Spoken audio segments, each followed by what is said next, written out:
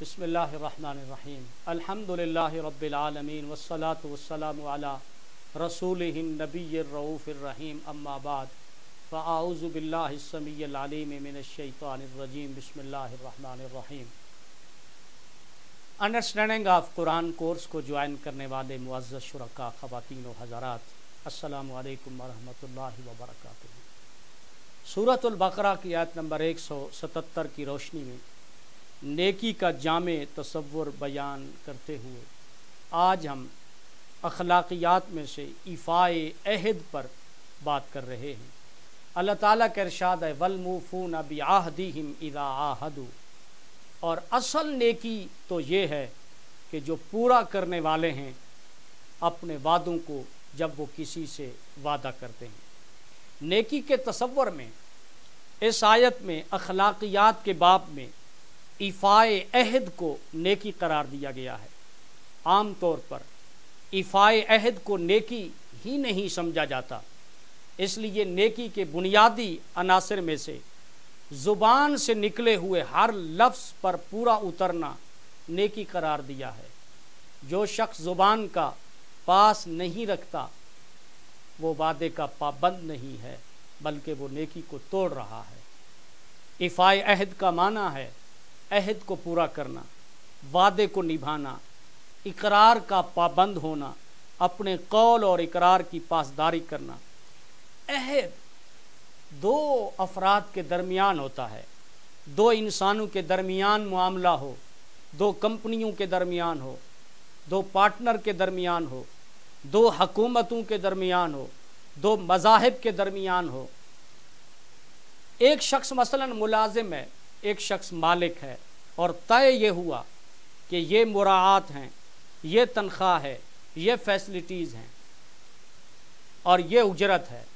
اگر کوئی شخص کام نہیں کر رہا، پوری تندہی کے ساتھ کام نہیں کر رہا تو وہ کام چور ہے، وہ وعدہ خلاف ہے۔ اسی طرح شادی بھی سوشل ایک کنٹریکٹ ہے، نکاح ایک مرد اور عورت کے درمیان معاہدہ ہے جو نکاح کے ذریعے ہو رہا ہوتا ہے کہ بیوی خامند کو اپنے نکاح میں قبول کر کے گویا وہ اپنے خامند سے عہد کر رہی ہے کہ وہ اس کی اطاعت کرے گی، فرما برداری کرے گی اور عمر بھر اس سے نبھاؤ کرے گی اور اس کے تمام حقوق کو ادا کرے گی۔ اور خامند بیوی کو نکاح میں قبول کرنے کے بعد گویا کہ ایک معاہدہ کر رہا ہے کہ وہ نکاح کے بعد نان، نفقہ، رہائش، لباس کی ذمہ داری کا عہد کر رہا ہے۔ اگر دونوں میں سے کوئی ایک بھی غفلت کا مرتکب ہے تو عہد کی خلاف ورزی کر رہا ہے۔ اسی طرح دیگر معاہدات ہیں، چاہے اس کا تعلق معاشیات، کاروباری زندگی سے ہو، زندگی کے لین دین سے ہو، یا سماج سے ہو، یا سیاسی معاملات سے ہو، یا مذاہب اور ملکوں کے درمیان ہو۔ قرآن مجید میں کئی مقامات پر ایفائے عہد کی تلقین اور تاکید کی گئی ہے۔ ارشاد فرمایا وَأَوْفُوا بِالْعَهْدِ إِنَّ الْعَهْدَ كَانَ مَسْئُولًا، فرمایا وعدے کو پورا کیا کرو کیونکہ وعدے کے بارے میں پوچھا جائے گا۔ سورۃ المائدہ میں فرمایا یا ایھا الذین آمنوا اوفوا بالعقود، ایمان والو اپنے وعدوں کو پورا کیا کرو۔ آپ صلی اللہ علیہ وسلم نے ایفائے عہد کو دین قرار دیا ہے۔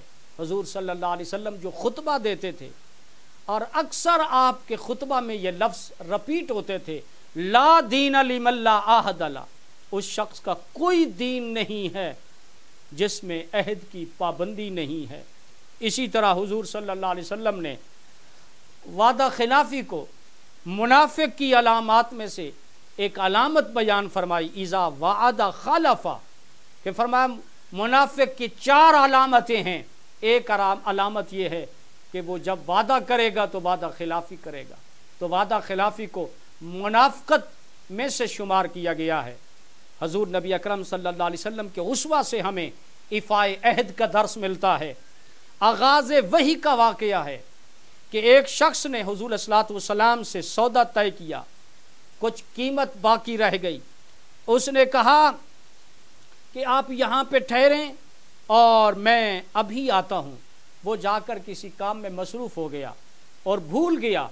حدیث میں ہے بعد ثلاثن کہ وہ 3 کے بعد آیا. شارحین حدیث نے لکھا کہ 3 دن کے بعد وہ آیا, اسے یاد آیا, اور 3 دن کے بعد وہ فوراً واپس آیا.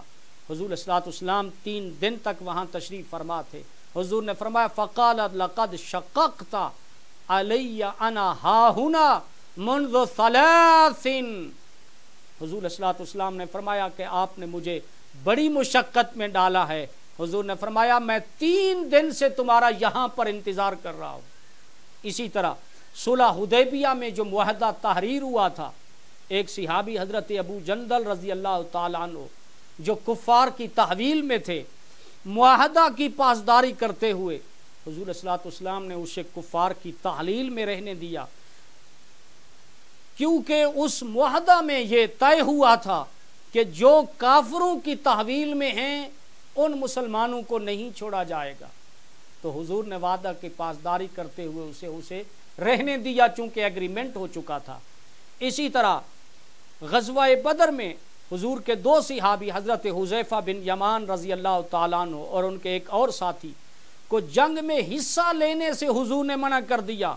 حالانکہ غزوہ بدر میں ایک ایک فرد کی اشد ضرورت تھی, ایک ایک شخص کی ضرورت تھی, لیکن چونکہ وہ کفار کی قید میں تھے اور کفار نے انہیں ان شرائط پر رہا کیا تھا کہ وہ جنگ میں حصہ نہیں لیں گے. تو ایفائے عہد کی اتنی بڑی اہمیت ہے اسلام کی تعلیمات میں, اس لیے اللہ رب العزت نے سورۃ البقرہ کی آیت نمبر 177 میں نیکی کے قرآنی تصور میں وعدہ پورا کرنے کو بھی اصل نیکی قرار دیا ہے. نیکی صرف نماز پڑھ لینے کا نام نہیں ہے, صرف زکوٰۃ دینے کا نام نہیں ہے, صرف اللہ کا ذکر, اللہ کی یاد, تسبیح پڑھ لینے کا نام نیکی نہیں ہے, بلکہ قرآن نے تصور نیکی اور قرآنی کنسپٹ نیکی کا بیان کرتے ہوئے ارشاد فرمایا کہ نیکی یہ بھی ہے کہ وعدے کو پورا کیا جائے, اور فرمایا اصل نیک وہ ہیں جو اپنے وعدوں کو پورا کرتے ہیں. اللہ تعالیٰ کی حضور دعا ہے کہ رب العالمین مجھے اور آپ سب کو وعدے کی پابندی کی اللہ سعادت نصیب فرمائے, اور قرآن کے اس تصور نیکی کو سننے سمجھنے کے بعد ہمیں اپنے قول اور اپنے اقرار کی پاسداری نصیب فرمائے. آمین. وآخر دعوانا ان الحمد للہ رب العالمین.